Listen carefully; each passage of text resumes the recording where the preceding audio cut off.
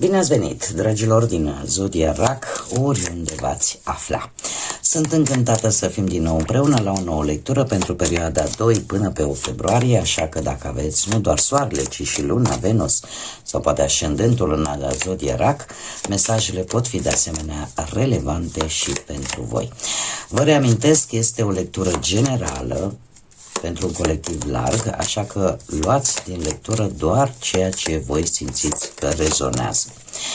Înainte să începem lectura pentru Zodia RAC, vreau să mulțumesc tuturor celor care sunt deja aici, care mă susțin și apreciez enorm de mult fiecare comentariu de susținere, fiecare gest de apreciere și fiecare gând bun care vine din partea voastră.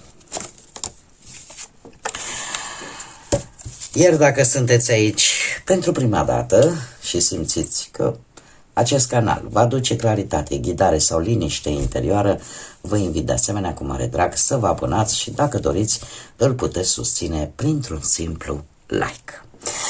Și haideți să vedem, dragilor, să nu pierdem timpul, care este energia voastră. E și o energie care vă reprezintă în general pe voi, dragilor din RAC. De ce? Pentru că avem mama. Da? Mama, partea asta părintească foarte accentuată, care face parte din caracteristica principală Zodiei RAC. Avem de asemenea și luna și ne vorbește de feminitate, ne vorbește de familie, ne vorbește de sentimente, ne vorbește de acceptare și nu numai vis-a-vis de oamenii dragi vouă, ci pur și simplu vis-a-vis de copilul din voi, de acea parte inconștientă, de acea parte pe care poate ați neglijat-o în ultima vreme și simțiți cumva nevoia să aveți grijă și de ea. Este o energie, cum să spun eu, în care anumite sentimente ascunse, anumite istorii, le țineți în interiorul vostru și lucrul ăsta parcă vă este destul de dificil să scoateți aceste sentimente reprimite, să scoateți aceste lucruri la suprafață, dar foarte accentuat se vede în această săptămână grija față de cei dragi, grija față de cei pe care voi iubiți și care sunt de mare interes pentru voi. Dar de asemenea, cum am mai spus, ne poate vorbi de copilul din voi, de acea parte pe care poate mulți dintre voi ați cam neglijat-o în ultima vreme.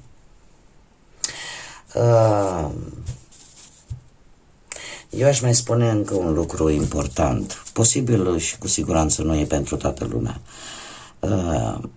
Există și posibilitatea ca unii dintre voi să fi provenit sau să fi avut experiențe nu tocmai plăcute în copilăria voastră și în această săptămână să aveți o anumită teamă de a deveni poate părinți,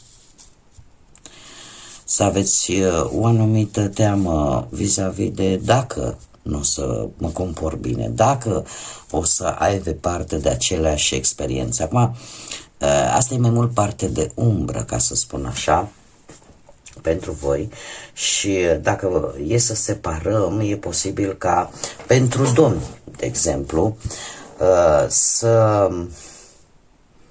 să fiți un pic mai reținuți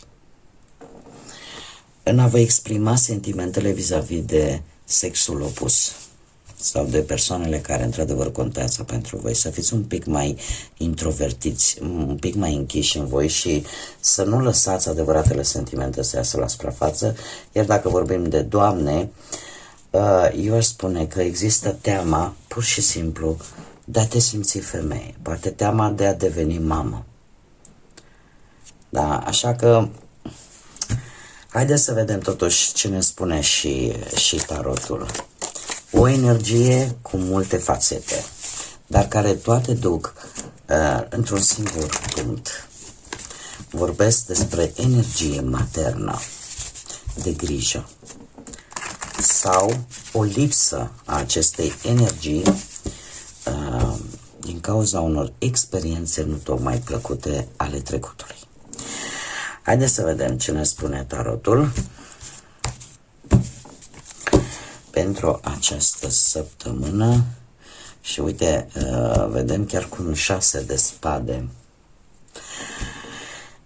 Să știți că sunteți într-un moment de tranziție destul de dură, în a lăsa ceva în urmă, în a face acea schimbare care parcă durează de ceva timp sau a fost nevoie de destul de mult timp în care voi să vă acomodați, dar să vă acomodați la nivel rațional. E ca și cum ai zice, este într-adevăr, mă aflu într-o schimbare și îmi dau seama din punctul ăsta de vedere rațional la acest lucru, că nu o să fie ușor și că trebuie să fiu pregătită. Căutați, sunteți în căutare de ceva mai bun, posibil unii dintre voi chiar să fiți preocupați de o anumită călătorie fizică, un anumit drum, care, din păcate, ori vă va separa de ceva sau vă va separa de cineva. Este posibil, nu știu, călătorie în interes de muncă, în interes de job, posibil să fie o luptă, nu, pentru o anumită sumă de bani sau pentru o anumită situație financiară care nu a dat rezultate și te obligă, vrei nu vrei, să încerci în altă parte. Poate să fie pe parte sentimentală o decizie a unui drum pentru a reînvia poate relația sau decizia de a ajunge la cineva la distanță pe plan sentimental. Cum de asemenea poate și cei singuri încearcă să lase obișnuitul, să zicem, în urmă și să caute iubirea în alte locuri sau poate prin alte metode. Nu este, adică cumva schimbarea asta nu va fi neapărat ușoară pentru voi. Ce nu, aici trebuie să aveți mare grijă și să știți că raționalul va avea un cuvânt tare mult, tare mare de spus în această săptămână. Ce nu este favorabil pentru voi, alegeți-vă cu grijă luptele, războaiele, certurile, nu știu, alegeți-le cu grijă. De ce? Pentru că cu acești 5 de spade nu puteți avea parte de conflicte, de tensiuni în care nu va exista un acord cu ceilalți. Indiferent ce argumente veți veni voi, vine și celălalt cu argumente. Și nu veți ajunge nicăieri, va fi o epuizare de energie, de timp, poate, sau de bani, care nu o să vă ducă nicăieri. Adică nu se va soluționa ceva. Clar. Și asta poate juca în defavoarea voastră, pentru că tot această energie, tot acest timp sau sentimente, de ce nu vă duc nicăieri. E ca un fals, să zic așa. E posibil să aceste conflicte să vină din partea unor persoane pe care voi nu le-ați suspectat niciodată. Cineva care e mânat poate de invidie, de gelozie, cineva corupt. Deci, mare grijă în această săptămână cu aceste provocări, cu aceste tensiuni, cu aceste conflicte în care fiecare o ține pe a lui, nimeni, și la un moment dat e posibil chiar ca voi, să zicem, să fiți pierzătorii. De ce? Printr-o acțiune nu tocmai ortodoxă. Și atunci,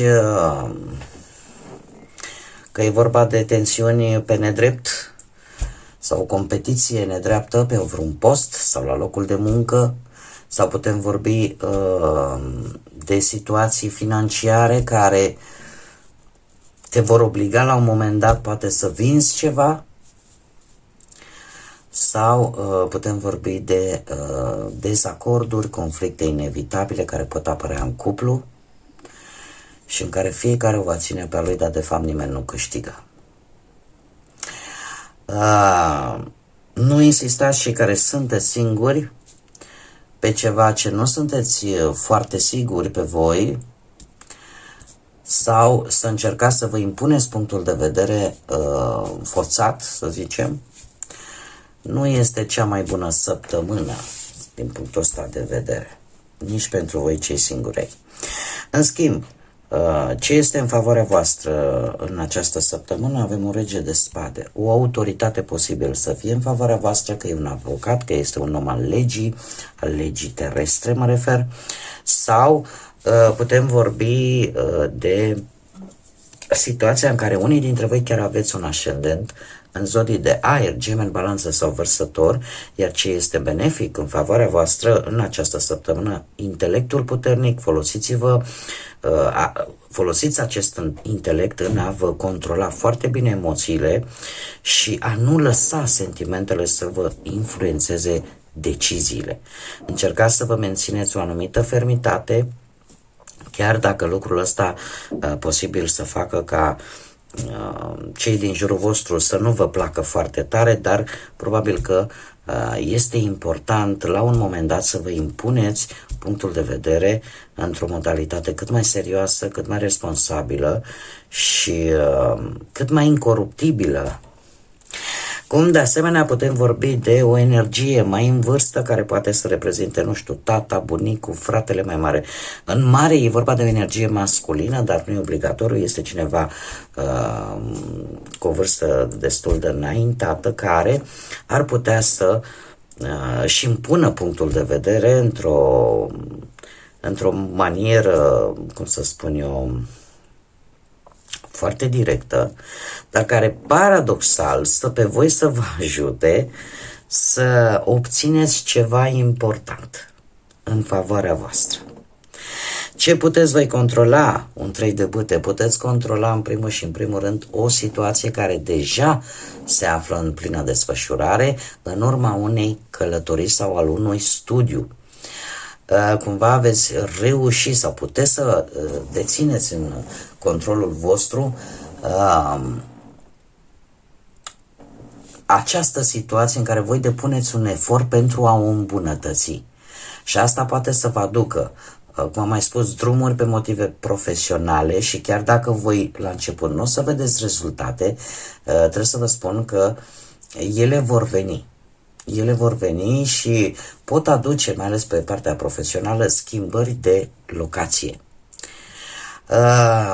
De asemenea, dacă vorbim de situații legate de bani, lucrurile pot căpăta îmbunătățiri pe partea asta a banilor și chiar dacă vorbim și pe partea sentimentală, cumva, dacă voi veți simți din partea celuilalt apreciere, faptul că aveți o anumită valoare, lucrurile vor merge mult mai bine în relația voastră. Și dacă, dimpotrivă, realizezi că nu ești apreciat, că nu ești valorat, atunci îți vei pune întrebarea logică și firească, oare sunt cu cine trebuie sau sunt în locul potrivit? Iar cei singurei, aș spune că veți munci destul de mult, stă în mâna voastră. Dacă vă ocupă mai mult partea profesională sau veți încerca să vă implicați cumva și de situația voastră sentimentală, dar într-adevăr apare aici un accent pus mai mult pe cer scuze pentru zgomotul telefonului, imediat îl dau încet.